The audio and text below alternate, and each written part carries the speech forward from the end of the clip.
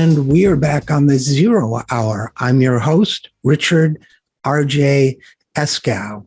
As you know, if you're a regular listener to this program, we've been talking a lot about the other wars that are going on around the world, including the ones in which we have taken an active part in, you might say a leadership role in, as well as the humanitarian crises we continue to engender around the world. So joining us now to talk about that is Medea Benjamin. Medea is an activist. She's a writer. She's a co-founder of Code Pink. And I don't know why I'm having trouble talking right now, but and she recently returned from a fact-finding trip to Afghanistan. So without any further ado, Medea, welcome back to the program. Hi, nice to be with you, Richard. Good to have you. And when you took this trip to Afghanistan, fact-finding trip, how long were you there and when did you get back? Well, I was with a group of 7 women. It was the first women's delegation to go to Afghanistan from the United States since the Taliban took over in August. We were there a week on the ground. We had originally planned the delegation to coincide with the opening of girls' schools that was supposed to happen at the end of March when the new school year began. And we thought it would be a time to celebrate with the Afghan people that reopening. Unfortunately, right before we had planned to leave, the Taliban came out with that edict that said that the high schools would not be open to girls. And we had to think about it, Richard, to think, well, do we still want to go? And we decided that, yes, we should go because it was important to show our support for those girls and try to meet with Taliban leaders and to be pushing them on the need for girls' education. And all of this happens, Medea, in the context of the ongoing humanitarian crisis there, right? Where the Biden administration is holding on to Afghan money and promising to use it for other purposes. Meanwhile, my understanding is there are enormous problems with food, medicine, and other vital supplies in that country. Is that true also? Well, yes, and they're very intimately connected, as we found out while we were there. We did meet with the central bank officials and with members of the Afghan Women Chamber of Commerce, but perhaps most profoundly impacting for me was when we went out with community groups who were doing food distribution in very poor areas. And the first place that we visited was a one-room apartment that was inhabited by 7 people and 2 the parents and 5 young children. And I asked the woman about how she felt about not being able to send her oldest daughter to high school. And she looked at me very blankly and said, we don't send any of our children to school. We can't afford notebooks and pens. We send the kids out to beg on the streets or to sell trinkets or something to get a little money to pay for food. She talked about, well, her husband who went out in the streets every day with a wheelbarrow to be a means of transportation of construction goods or whatever need to be moved. And she said he earns about $1.20 a day, and that's what they live on. And we heard similar stories as we traveled around the poor neighborhoods. So while it is critical for girls to be able to go to high school, for the poorest people in Afghanistan, that's not even an option. And when I asked these people how their situation has changed with the Taliban coming in, their first answer was not, now our teenage girls can't go to school. It's that we were poor before and now we are poorer. And when you bring up the issue about the frozen funds, that plays a big role, Richard, because the $7 billion in the U.S. Federal Reserve that belongs to the Afghan central bank was frozen by the Biden administration. And then more recently, he divided it into 2 chunks, one to be available for a lawsuit that 9/11 families have brought against the Taliban, which infuriates people inside Afghanistan because they said no Afghans participated in the 9/11 attacks. Right. It's the Saudis, not the Afghans. And the majority of the Afghans were not even born at the time of 9/11. They didn't know, but we know that every single victim of that 9/11 attack in the United States got $2 million in compensation. And we brought along a member of the 9/11 families who was very clear in saying that that money belongs to the Afghan people, every cent of it. So these things are very much related. The U.S. should be giving back the money, and we should also be pressuring for more humanitarian aid and pressuring the Taliban to allow the girls to go back to school. And it seems to me that this withholding of the money, and obviously there are many other issues to talk about with Afghanistan too, but it seems to me this withholding of the money is doubly criminal, Medea, because first of all, it's collective punishment, which even under any circumstances is immoral and wrong. Punishment of civilians, which, we can get to maybe a little bit more in a little while, but it is always war crime. And thirdly, it's not only weren't this current most Afghans born at the time of 9/11, as you say, it wasn't Afghanis who conducted 9/11, and the Al-Qaeda fighters who were in that country are long gone or dead.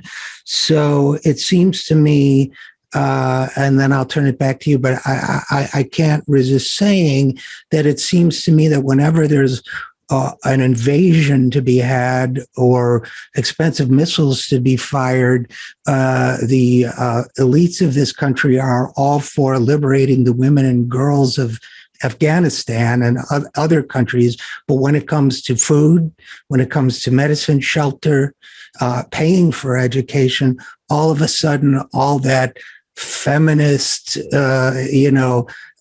fire seems to just disappear. Am I being unfair?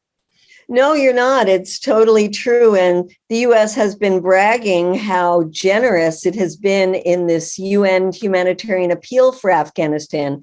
Well, one, we should recognize how much the U.S. is responsible for the economic crisis, not just for freezing the money, but for creating an economy over 20 years that was totally dependent on foreign aid. 85% of the government expenditure was coming from overseas. And then to just cut that off, imagine what it does to the economy. Then add to that the freezing of the money, the imposition of sanctions that makes bank transactions so difficult. And you have an economic crisis that then the UN comes out and says, well, we need an appeal for. And the US says, oh, well, we are the largest donors. We are giving over $500 million to that $4.4 billion appeal. Well, that appeal has fallen $2 billion short. And we are saying that that is less than what the US spent in 1 week of 20 years of occupation. In fact, Biden himself said to the American people, we had been spending $300 million a day for 20 years on this war in Afghanistan. And he used it to justify leaving. Now, we were glad that he was leaving. But if you leave and pull the rug out from under the economy, and then refuse to fill in for the shortfall for humanitarian aid that will save millions of lives in Afghanistan, then we shouldn't be bragging about how generous we have been to the Afghan people. And it seems to me, Medea Benjamin, when you talk about 20 years of building an economy based on foreign aid, it seems to me it's that and an economy based on corruption at all levels, and that our 20-year 2-decade-long exercise supposedly in democracy building left no functioning institutions that weren't, so enormous amounts of money were squandered, enormous amounts of corruption took place when that regime we were backing collapsed, that there was not even a social infrastructure to help people with whatever modest resources they have in place. Was that your finding when you were there? Well, it's interesting because people say that one of the best institutions that was created was the central bank, and the U.S. Set up a system with all kinds of checks and balances and an auditing board, and those are still in place. And they convinced Afghans to stop saving their money under a mattress and put it in a bank, and then is now not allowing them to get access to the money they put in the bank. The call by many of us is to release those funds, and people who say, well, we're worried that the Taliban will take that money and use it for other purposes. We say, okay, do what one of the auditors for the bank is calling for, which is release it in tranches, like $150 million a month, and have the audit to see that it is used properly. So it seems like there are mechanisms in place, and that the banking system is one that is actually was a well-functioning banking system.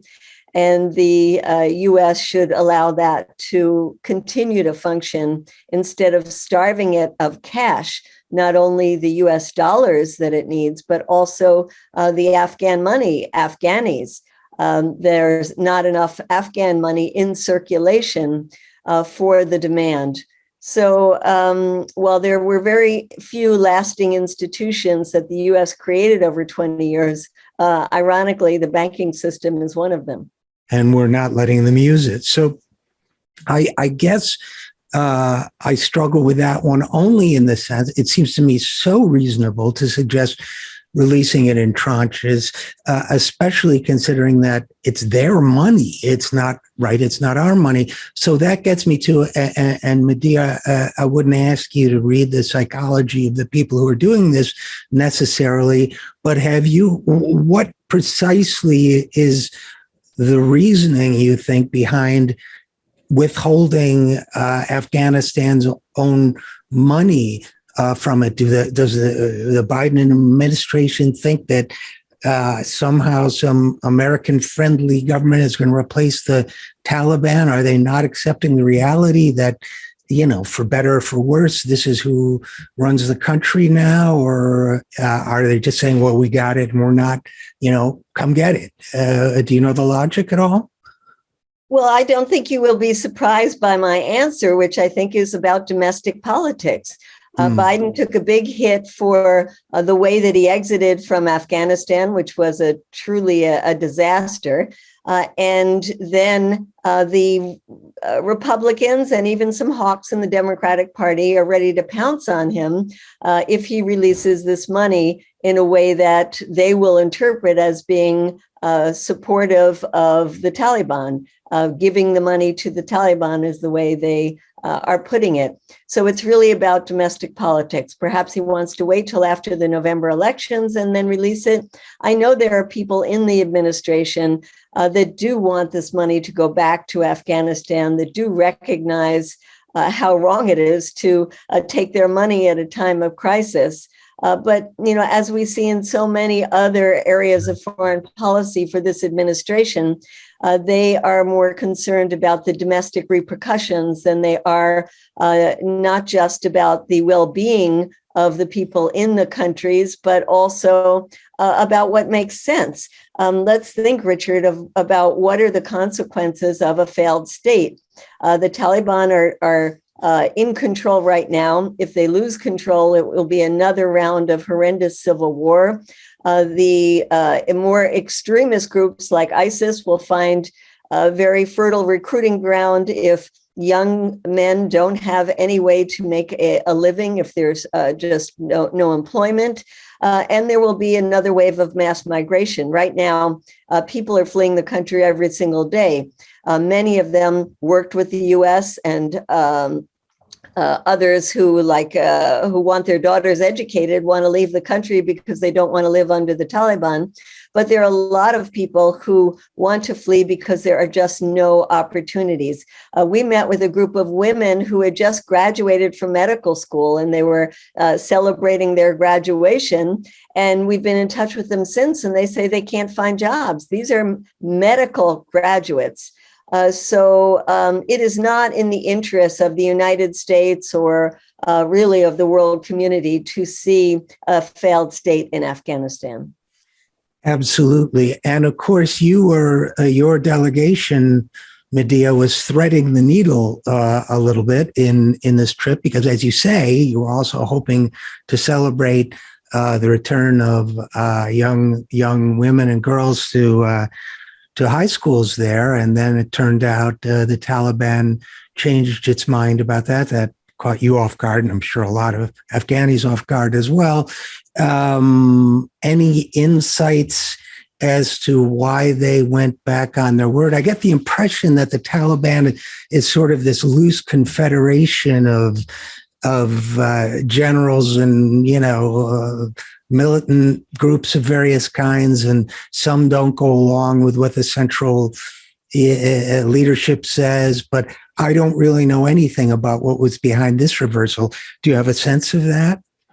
Well, yes, we met with the Ministry of Education, and we met with Taliban officials, and we talked to a lot of people about this. And at first, the government was putting out all kinds of excuses. We don't have enough female teachers. We don't have enough buses to make sure the girls can go to school safely. We have still not decided on what uniforms they should wear. One after another of ridiculous excuses. When basically it is that the top leader, the emir, made that decision. And he made the decision in because he too is a very conservative guy, but also because he was listening to some of the growling among the other rural conservative members of the Taliban and people who had helped them to hide them in caves during the war and help them to win. But I should say that there is a lot of division among the Taliban themselves, and people that we met with. They didn't say it to us publicly during our meetings. They would say it to privately to us afterwards. That they were extremely upset with the decision. That they want their daughters to go to school. There's urban-rural differences. There's generational differences. We did not find one person in our entire time there that said that girls should not get an education. So I think this decision is one that is going to be reversed in the next month or two. It has to be. There is so much opposition internally, and there's so much pressure externally as well. There was just a conference I was listening to this morning from members of the World Bank and other banking institutions. And, they said, we have been ready to help them set up ways to get the Afghan currency they need, help the businesses. But when they made this decision, we just put everything on hold. World Bank projects were put on hold, meetings were put on hold.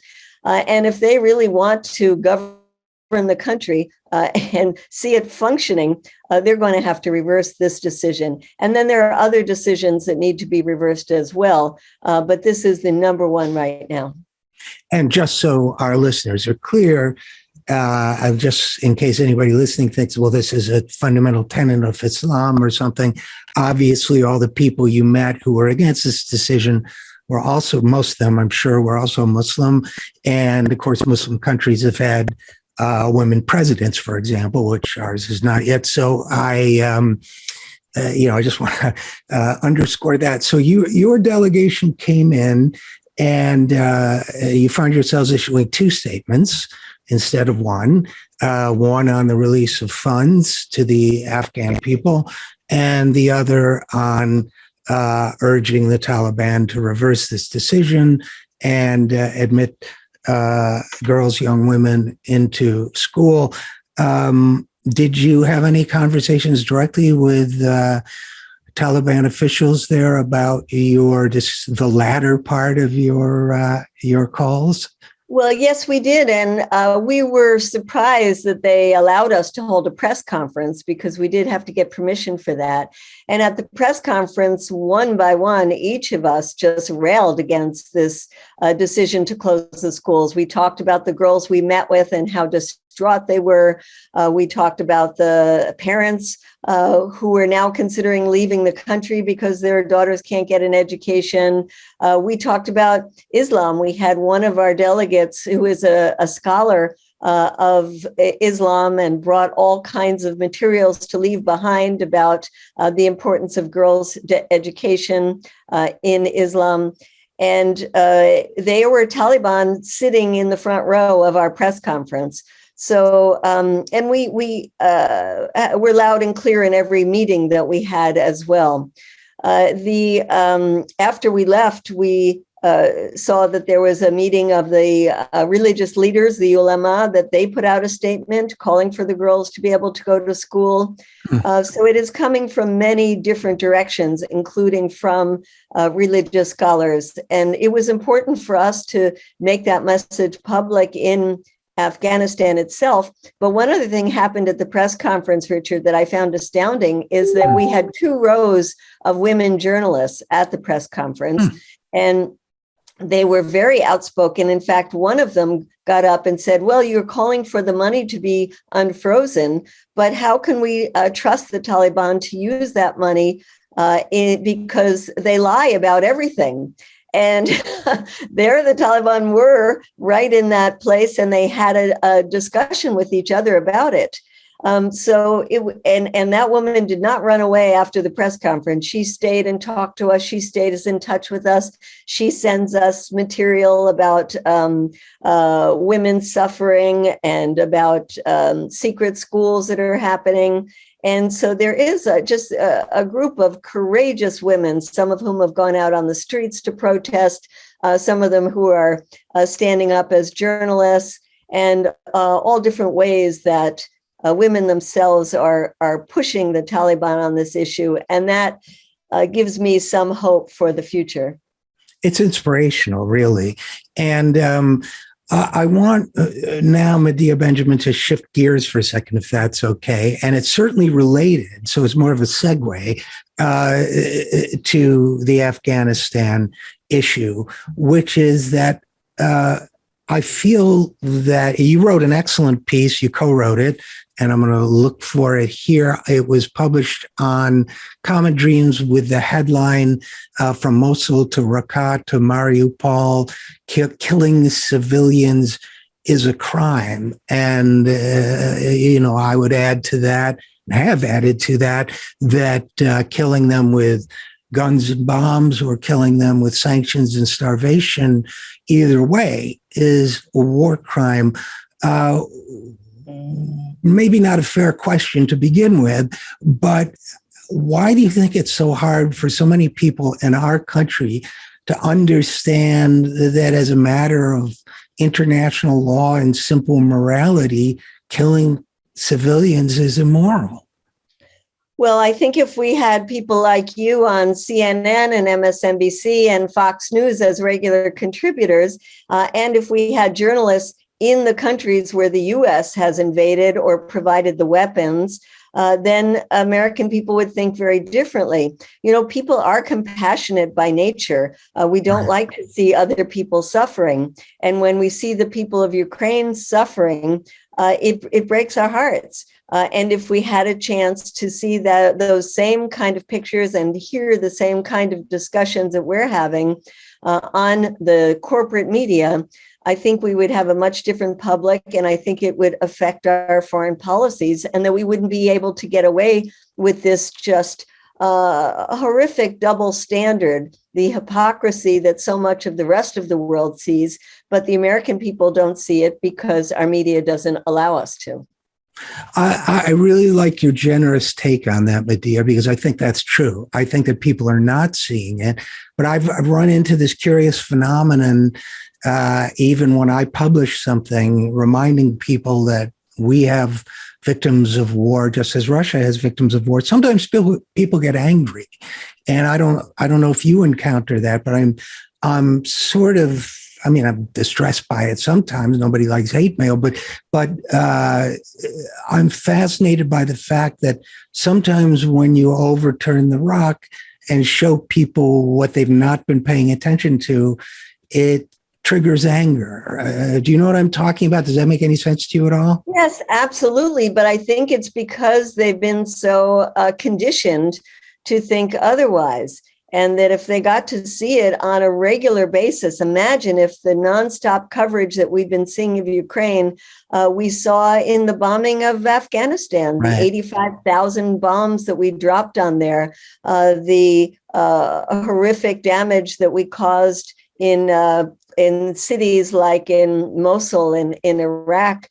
If people saw that on a regular basis, they would be horrified, just like people were horrified in the case of Vietnam, and it led to a massive anti-war movement.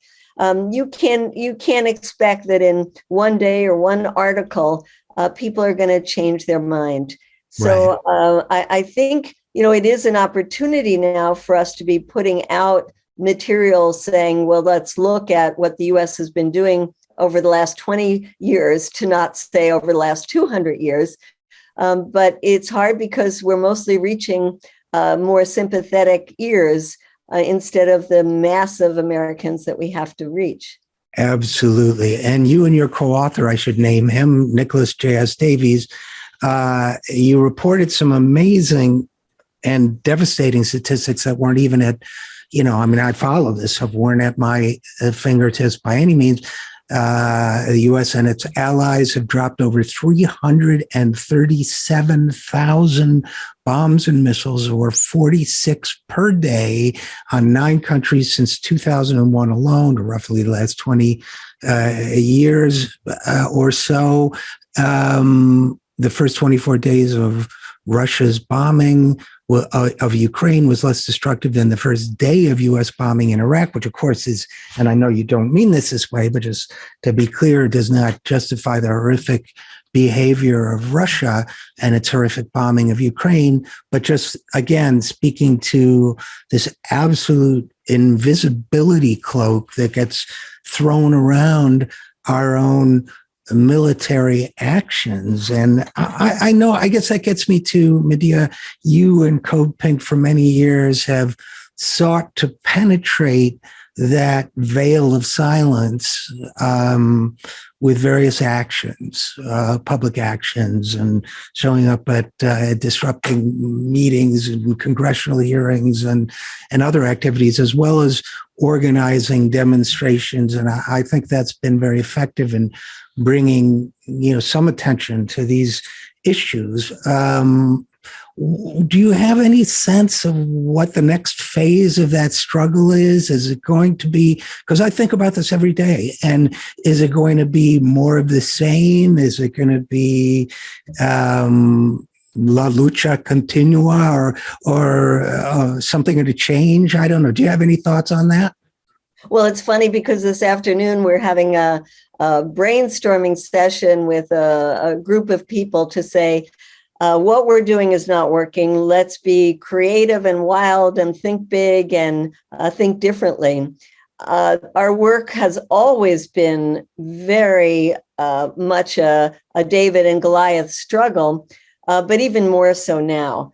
We thought we were making some headway with our European friends about calling for the dismantlement of NATO, and now NATO has suddenly found its purpose, and our friends in Europe are now seeing their defense budgets or their military budgets doubling. Here in the United States, we already see that the Biden administration and Congress have used the Ukraine invasion to justify another massive increase in the Pentagon budget.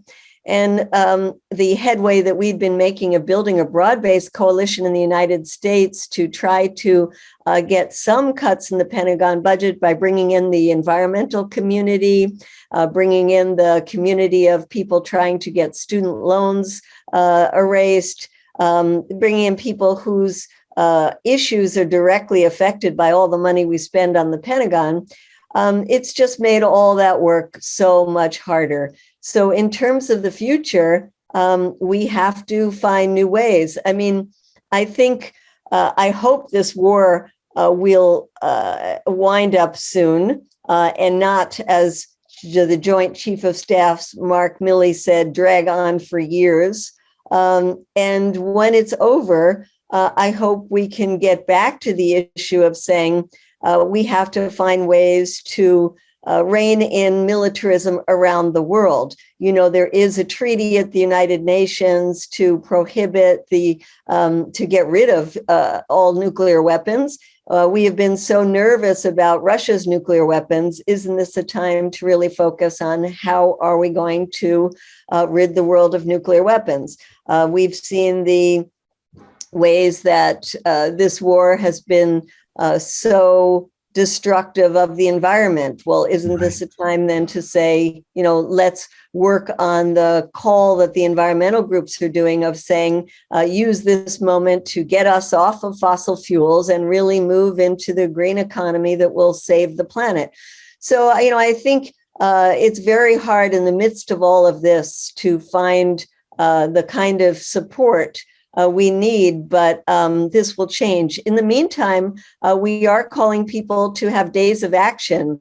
We have one coming up on May 7th, a Saturday, telling people to do rallies in their communities, calling for a ceasefire and for a negotiated solution.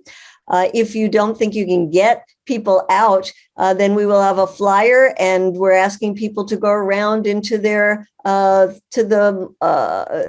communities wherever people are gathered and educate them, ask them to sign a petition calling for a negotiated settlement, and have a chance to interact with people to say, if you really care about the people of Ukraine, you won't be supportive of sending more weapons to prolong this fight. You'll be supportive of ending this through a ceasefire and negotiations. So that's our next plan. We also have a NATO meeting is happening. Its yearly meeting in Madrid in June. And a number of us plan to be there to be coordinating with our friends in all of the NATO countries about how we're going to address this sudden strengthening of NATO. So we have a lot of plans, Richard, but we always need new ideas and new people. One thing I just want to say finally is that we need young people. And we are getting some more young people involved. We've been working at universities. We have an organization within Code Pink, a separate group called Peacemakers. That's just people under 35.